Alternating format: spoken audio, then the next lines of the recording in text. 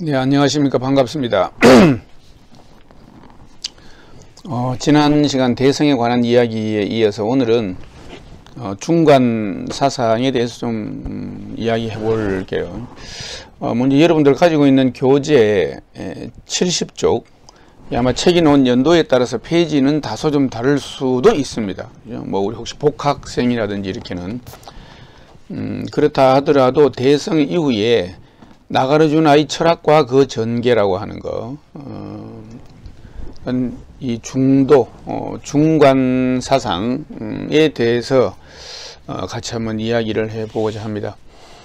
지난번 그 결집 이야기 할 때에 붓다의 인멸 후에 100년경이 지나면서부터 계율 문제로 의견을 달리 해오던, 그러니까 이제 상좌부, 장로들과 젊은 비구들, 젊은 제자들, 불제자들이 분열이 되게 되죠. 최초 분열. 그때 결집에서 좀 이야기했던 것과 같이, 근데 이제 이 시기점에서 일어나는 이제 회자되는 일어나는 그 내용들, 교리들이 반야계통, 그 가운데 특히 여러 개 중에 반야계통이 성립을 하기 시작하는데, 이 반야계통에서 이야기하고 있는 것이 오늘 이야기하려고 하는 공에 대한 거죠. 공. 그죠? 공.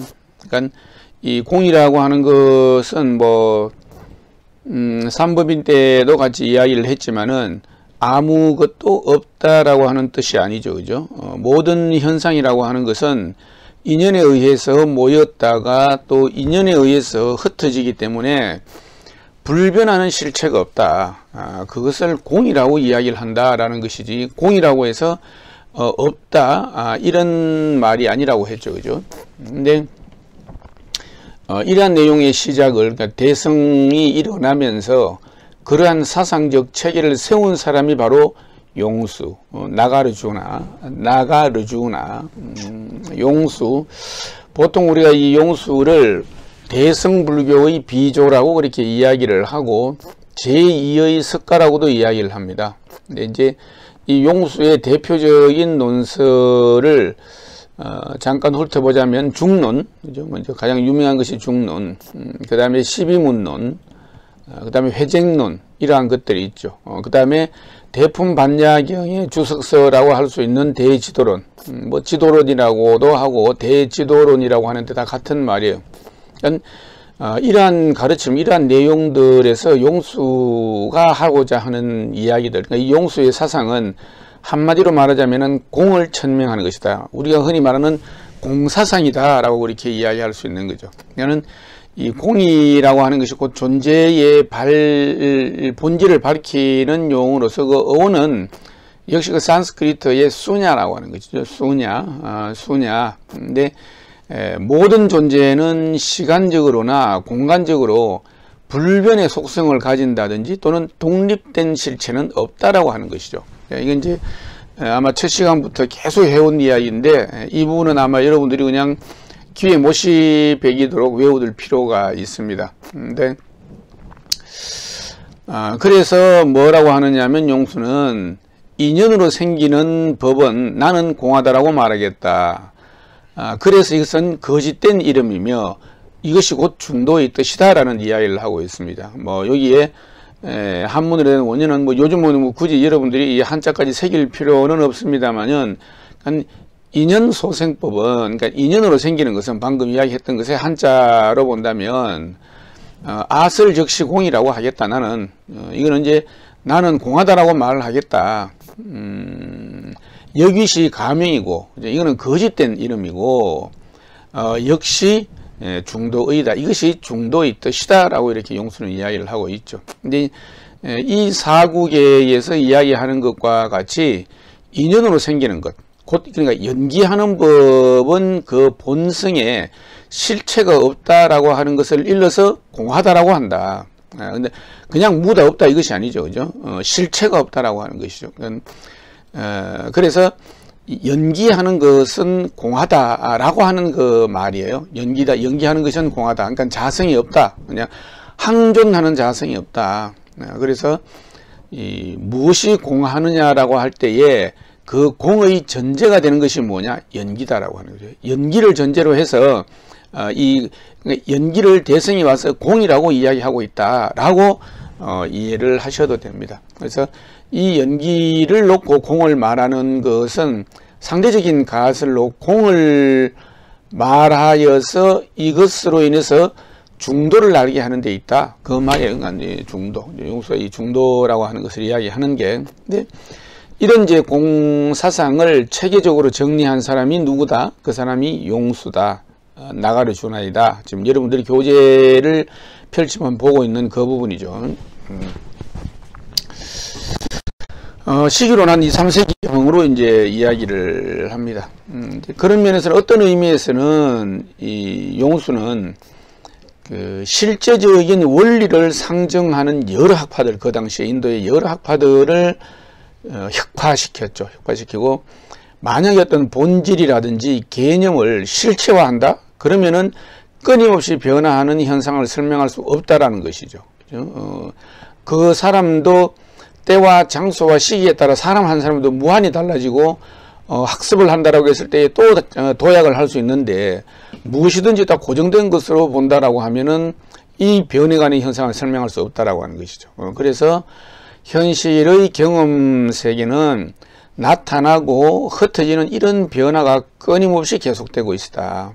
계속되고 있고, 그 다음에 이런 것들은 어떤 방식으로 존재하느냐?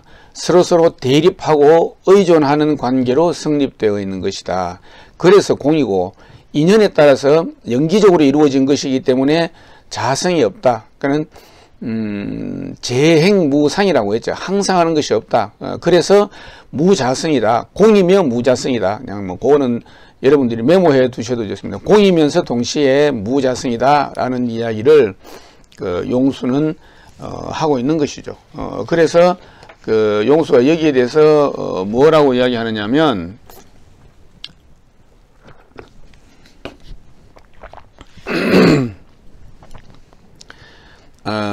대립되고 의존하는 관계로 성립한다고 그랬죠, 방금. 그래서 용수는 중론 4권에서 하고 있는 이야기가 깨끗함에 의존하지 않고서는 더러움은 없다. 당연하죠.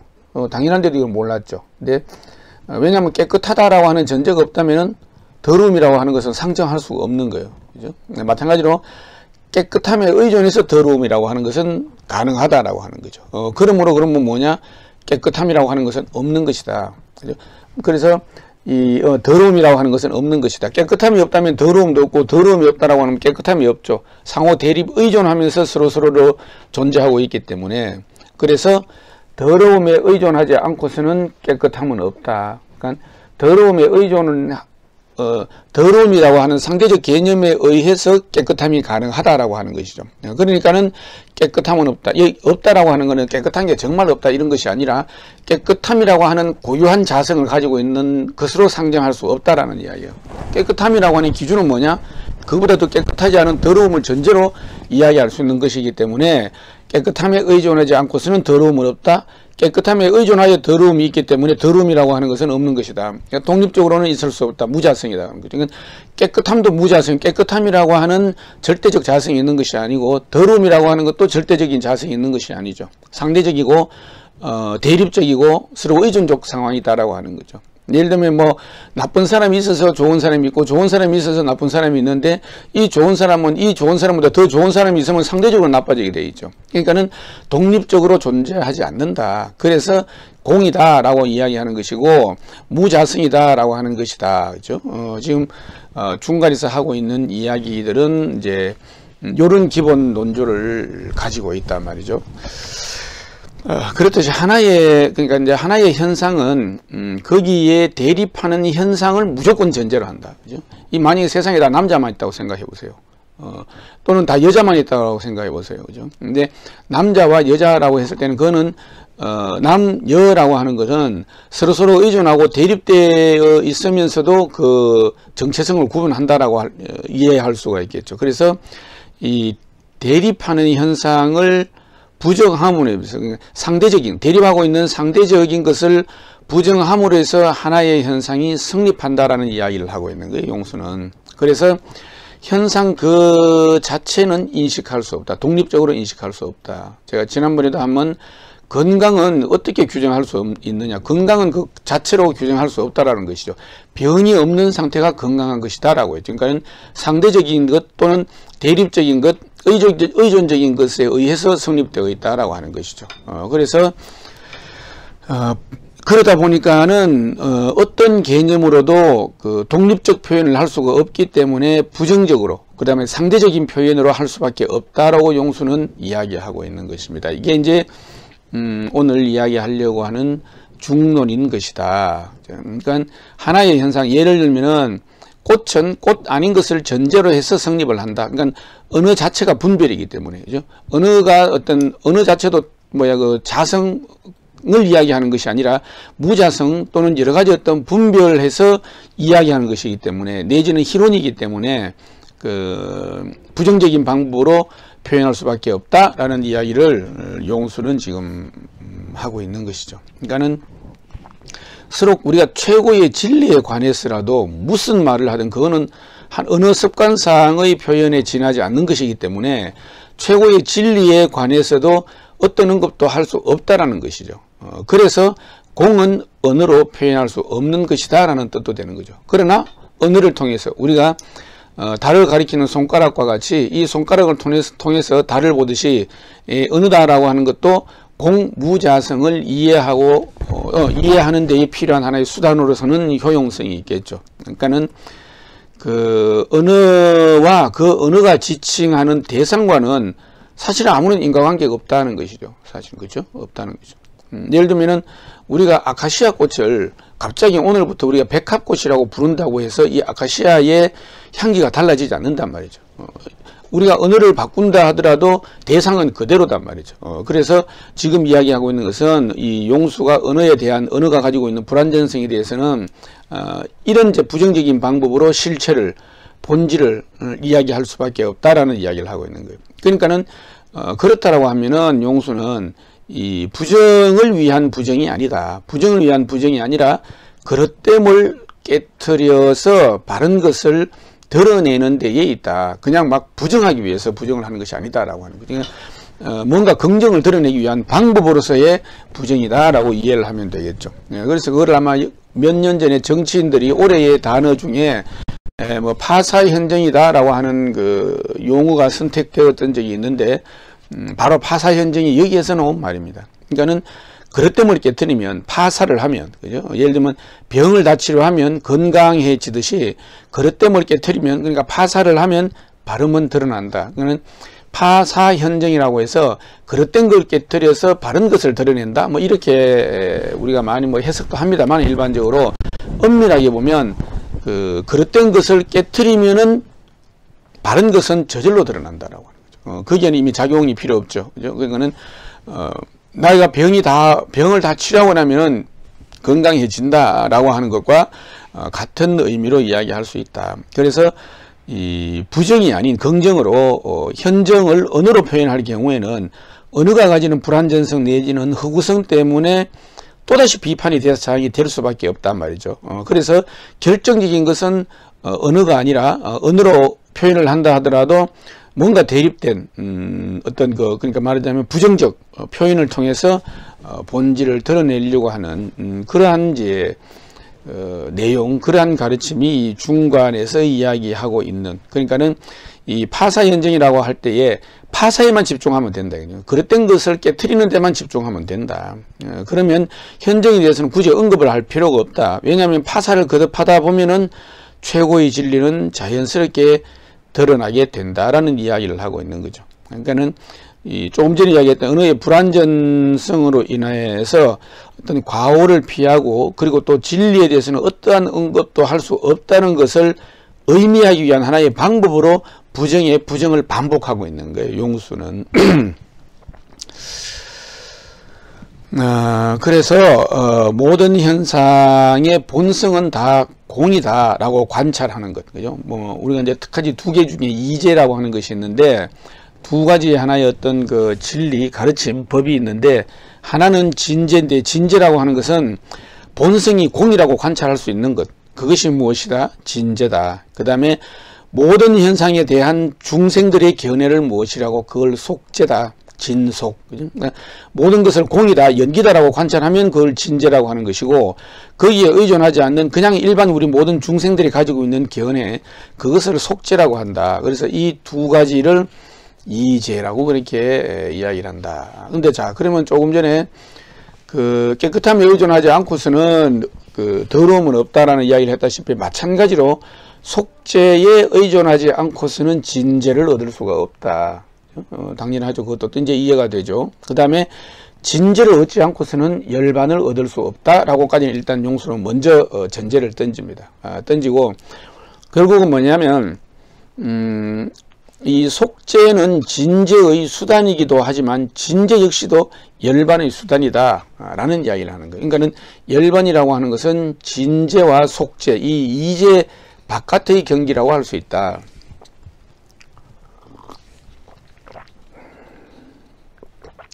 그러니까 이제 직접 체험은 언어의 거물에 걸리지 않는다라는 이야기를 하는 거죠. 직접 체험은 언어의 거물에 걸리지 않는 언어 너머의 경지다. 예를 들어서 사과를 먹어본 사람은 야, 그 사과 맛 이러면 아마 삼국지에도 조조가 다들 목말라 하고 있는 자기 병사들을 저 산을 넘으면 매실밭이 있다라고 하니까 다들 병사들이 매실을 생각만 하고도 입안에 침이 돌았다라고 하는 이야기 있죠. 만약에 근데 여기에서 매실을 먹어보지 않은 사람들, 또는 우리나라에서는 참 좋은 사과가 잘 나니까 우리가 사과의 맛을 나는데 우리 햇사과 맛 그러면 그냥 군침이 돈단 말이죠. 그러나 사과를 먹어보지 않은 사람에게는 어떤 언어로도 그 자체는 전달할 수가 없다. 그래서 직접 체험은 언어의 거물이 걸리지 않는 언어 너머의 경지다. 그래서 그 용수는 이 언어에 대해서도 이러한 입장을 보이고 있는 것이죠. 그래서 언어에 의한 표현은 열반의 체험 그 자체가 아니다. 그 자체가 될 수도 없고, 그죠? 그리고 또 열반의 체험은 바꿔 이야기하면 언어로 표현될 수 없는 것이다 라는 거죠. 그래서 수많은 선사들이 그 선문답, 선문답이라고 하는 방식, 그냥 언어도단, 그러니까 언어의 도가 끊어진 경계. 그러니까 분명히 말은 하는데 이 말을 통해서 그 인과관계가 이루어지지 않는 말을 통해서 어떤 어느 너머의 경계를 깨우치려고 했던 선사들이 썼던 말인데, 지금 용수가 이 이야기를 지금 최초로 하고 있는 거예요. 그래서 그 용수는 부정에 부정을 계속 거듭해 나가는 것이다. 그래서 공은 곧 연기다. 그렇죠? 공은 곧 연기다. 그래서 아마 앞에 비슷한 이야기를 했지만 것이 중론 4권에 보면 용수는 여러 인연으로 일어나는 것, 여러 인연으로 일어나는 것을 나는 공이라고 말한다 라고 한다고 했죠. 이거는 또한 가명이며 이것은 또 중도이다. 이거 만약에 한 가지라도 인연을 쫓아서 일어나지 않는 것은 없다. 이 세상에서 일어나는 모든 일은 다 인연을 쫓아 일어난다. 그러므로 뭐냐? 어떤 존재도 공 아닌 것이 없다라는 이야기를 용수는 지금 하고 있는 거예요. 그러니까는 이거를 방금 이 중론에 나오는 인연으로 일어나는 것을 난 공이라고 말한다. 자, 공. 그 다음에 이것은 가명이다. 그렇기 때문에 가명이다. 자, 가. 그죠? 공, 가. 그 다음에 이것이 뭐냐?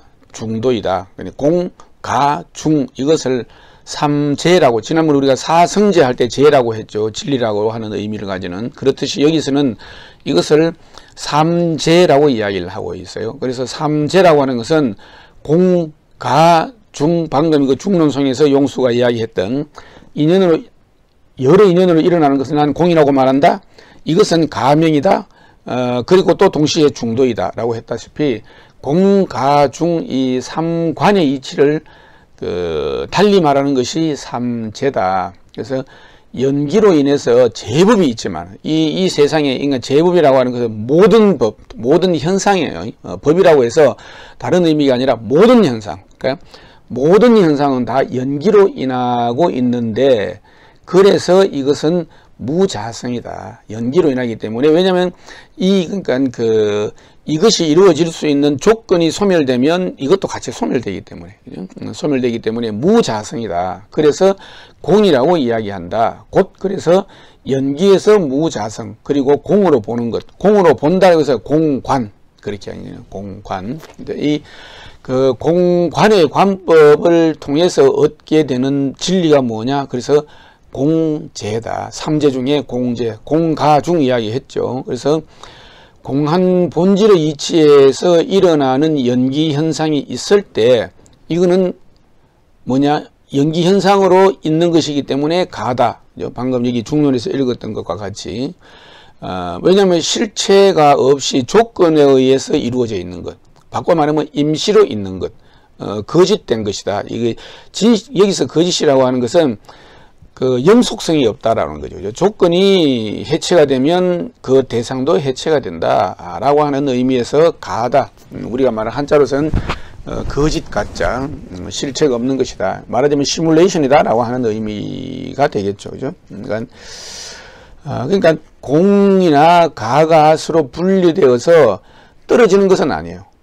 자, 이 공이다, 가가 이게 왜냐면은 연기하면서 공한 것이고, 공하면서 연기하는 것이단 말이죠. 그러니까 공이 곧 가가 되고, 가가 곧 공이 된다. 아마 여러분도 들어보셨을 만한 반야심경에 색불이공, 공불이색이라고 하는 거, 색이 즉 공이고 공이 즉 색이다라고 하는 이 말이 공이 가이고 가가 공이면서 더 나아가서는 공도 아니고 가가 아니고, 그러니까 공이고 가인 것, 이것을 말이 좀 헷갈리죠, 그죠? 이게 부정에 부정을 이제 더 해가다 보면은, 그러니까 공이 가이고 가가 공이다. 그러면서 또 더 나아가서 공도 아니고 가도 아니면서, 그죠?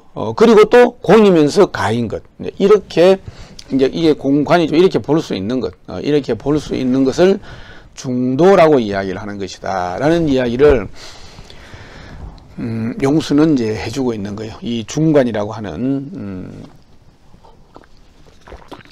보통 우리가 뭐 중관 사상 그렇게 이야기를 하죠. 그죠? 그래서 지금 이제 교재는 지금 71쪽입니다.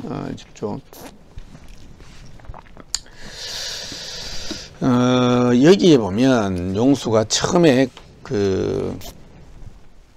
근본 중송에서 이 용수는 이 연기의 개념에 대해서 귀경계라고 하는 개송이 있습니다. 이 개송이 있는데, 이 개송이를 우리가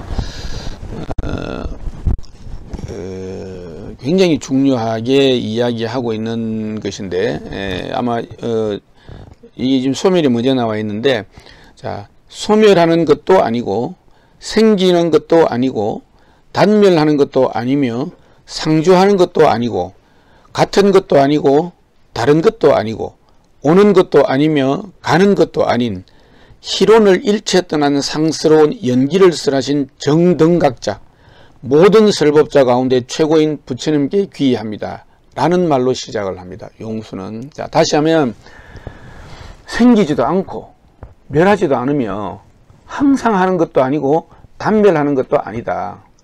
자, 동일하지도 않는데 그렇다고 해서 다르지도 않다. 오는 것도 아니요 가는 것도 아니다. 능히 이 인연을 말해서 모든 희론을 없애니 모든 설법자 중에 제일이신 부처님께 머리 숙여 예배드립니다. 용수가 이렇게 시작을 합니다. 그래서 이 8가지의 부정, 팔불, 이 8불, 8가지의 부정을 통해서 그릇된 이유를 척파한 이 말은 우리가 중론에 있어서 하나의 근본 대의다라고 할 수가 있죠. 지금 여기에 71쪽에 있는 여기 아래에 있는 요거. 그래서 이것이 중관론이라고 이야기를 하고 유식사상과 함께 대성사상의 2대 사상 체계이다. 그리고 이 내용이 바로 이 대성사상의 2대 체계 중에 하나인 중관사상의 전거가 되는, 물론 이게 중관사상이 또 바탕이 되어서 삼재 원융설도 나오고 다시 이를 여기에 바탕해서 천태교의가 체계화되고 나중에는 화엄의 일성원교의 사상도 나오게 되는 것들이에요. 그래서 지금 여기서 이야기하고 있는 이 팔불중도, 팔불중도. 그래서 열의 인연으로 일어나는 것을 공이라고 하고, 이것은 가명이고 중도이고, 일적이 그 단 하나도 인연을 쫓아 일어나지 않은 것이 없기 때문에 어떤 존재도 공 아닌 것이 없다라는 이 중론 사원의 제24항에 나오는 이 내용. 그래서 이 공이라고 하는 것은 상대적으로 대립하고 있는 여러 개념 가운데 어느 하나에 집착하지 않은 것이기 때문에 중도라고 이야기를 한다. 그죠? 중도. 쉽게 이야기하면 연기라고 하는 것. 그죠?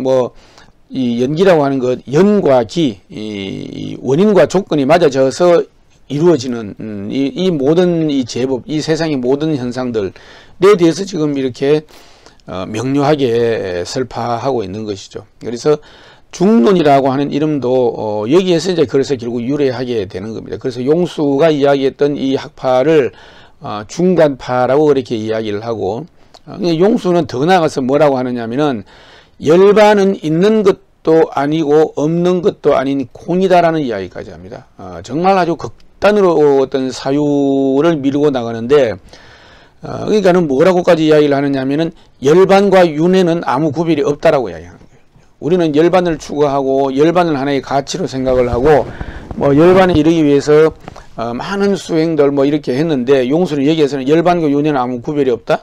그래서 요새 말로 하면 좀 적절한 비유가 될지 모르겠지만, 우리가 알고 있는 현실이라고 하는 것과 시뮬레이션이라고 하는 것이 사실은 똑같은 것이다, 다르지 않다는 이야기예요. 왜냐하면 사실은 시뮬레이션은 시뮬레이션인데, 우리가 알고 있는 현실이라고 하는 것도 원인과 조건에 따라서 이루어졌다가 그 원인과 조건이 다하면 다시 또 해체되는 것이기 때문에 그렇게 다를 바가 있느냐라고 하는 것인데, 용수는 이 열반과 윤회조차도 아무런 구분이 없는 것이다 라는 이야기를 하고 있는 것이죠. 그래서 용수가 여기에 대해서 용수가 이와 같이 이야기한 거에 대해서 우리가 만약에 열반이라고 하는 그런 특별한 어떤 경지가 실체한다라고 생각을 하면 이건 중생들의 미망이다. 그죠? 망년된 생각이다라는 거죠. 그러니까는 번뇌와 열반이 있다라고 생각하면 번뇌가 생긴다는 거예요. 이미 이제 거기에서 나누어져 버리고, 그 다음에 또 번뇌도 없고 열반도 없다라고 관찰하면 열반은 있다라고 하는 거예요. 그러니까 이게 언어의 어떤 그 단정성, 언어로 단정을 하게 되면 항상 이제 문제를 발생시키고 본질에서 벗어나 버리기 때문에, 용수는 굉장히 언어를 통해서 부정적인 방법으로 지금 본질을 이야기하려고 하고 있는 거예요.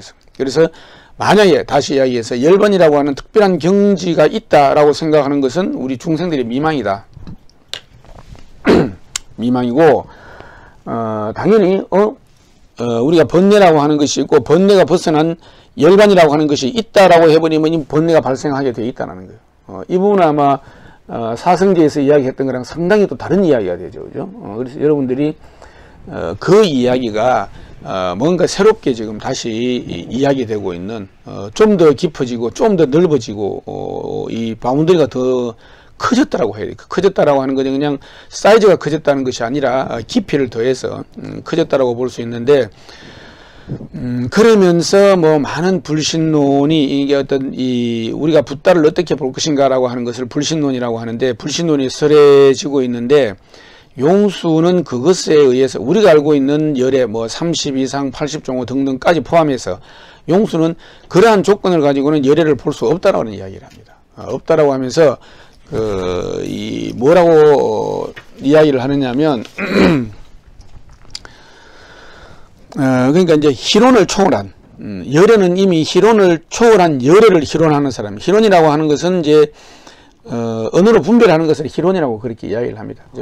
이 말이 맞니 저 말이 맞니, 언어로 분별하는 것을 희론이라고 이야기를 하는데, 이와 같이 희론을 초월한 열애, 붓다를 희론하는 사람은 이 희론에 의해서 해안이 깨트려져서 모두 열애를 볼 수 없다라는 이야기를 하고 있어요.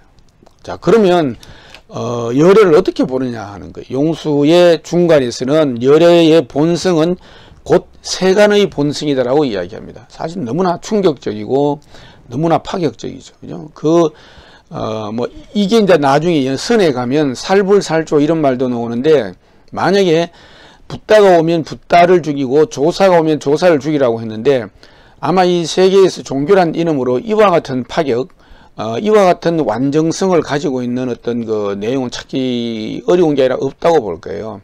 아마 우리가 이슬람에서 그 알라신이 오면 알라신을 죽이고 마호메트가 오면 마호메트를 죽이라고 했다가는 이거는 뭐 바로 종교재판에서 회부되어서 마찬가지로 하느님이 오면 하느님을 죽이고 예수님이 오면 예수님을 죽이라고 했다는 신성모독으로 그냥 온전치 못할 겁니다. 근데 선에서 또는 이 지금 중간사상에서는 그와 같은 어떤 절대적인 그 방식으로까지 밀고 나아가고 있단 말이죠. 그렇게 해야만이 진정하게 그 열애를 볼 수 있다. 그래서 열애의 본성은 곧 세간이다. 그죠? 세간이다.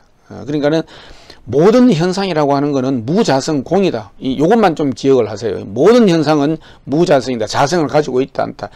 영속하는 영원한 자성을 가지고 있지 않다. 영원한 것은 변화밖에 없다고 했죠. 그러니까 무자성이다. 무자성이라고 하는 거는 그걸 달리 공이다. 무라 없다 이것이 아니죠. 그죠? 조건에 의해서 이루어졌기 때문에 자성을 가지고 있지 않다. 자, 그러면은 열애의 본성이 곧 세간의 본성이라 했기 때문에 뭐냐? 열애도 또한 공이다라는 이야기를 하는 거예요. 어마어마한 이야기를 하고 있는 거예요. 그렇기 때문에 용수는 연기를 보는 것, 그죠? 연기를 보는 것이 바로 뭐냐면은 법을 보는 것이고, 이와 같이 법을 보는 것 그대로 열애를 보는 것이다. 이와 같이 법을 보면 그것이 곧 열애를 보는 것이다. 그와 같은 이야기들이 재상 비상이면 적견열애라라고 했던 금강경에서 나오는 금강경의 원래 경명이 금강반야바라밀경이죠. 여기서 반야가 들어가는 것이 지금 다 이 공사상을 이야기하고 있는 경전이다 말이죠. 그러니까 반야심경이잖아요. 반야심경. 반야가 들어가는 것들은 전부 다 우리가 보통 600반야부다라고 이야기를 하는데, 이 반야가 들어가는 말은 전부 다 이 공사상을 이야기하고 있는 텍스트들이다. 그 경전들이다. 이렇게 보면 되는 거예요. 지금 그래서 요 74쪽에를 보면 그 사성제나 또는 삼부변에서 했던 이야기랑 굉장히 다른 이야기여서 아마 지난 이야기를 여러분들 가운데 누가 기억을 하고 있다라고 하면 이 용수의 중간사상은 굉장히 좀 충격적인 이야기입니다. 그래서 74쪽에 그 이제 마지막 단락을 보면 이 나가르주나의 비판적 입장은 이 용수의 비판적 입장은 고타마 붓다의 사상적 전통을 잇는 것은 당연한 것으로 그럼 뭐 그렇죠, 그죠? 이 붓다가 강조했던 중도와 연기의 논리가 이 용수에 이르러서도 그 철학 사상의 핵심적인 근거가 되고 있다. 이러한 용수의 사상은, 그죠? 나가르주나 용수의 사상은 용수 이후에도 지속적으로 이어지고 대성불교 중간 철학의 하나의 전통을 형성해 간다라는 것이죠. 자, 그럼 오늘은 중간에 대해서는 여기까지만 말씀을 드리고 다음에 유식, 대성의 2대 사상이라고 하는 유식에 대해서 다시 또 좀 이야기 드리겠습니다. 자, 수고하셨습니다.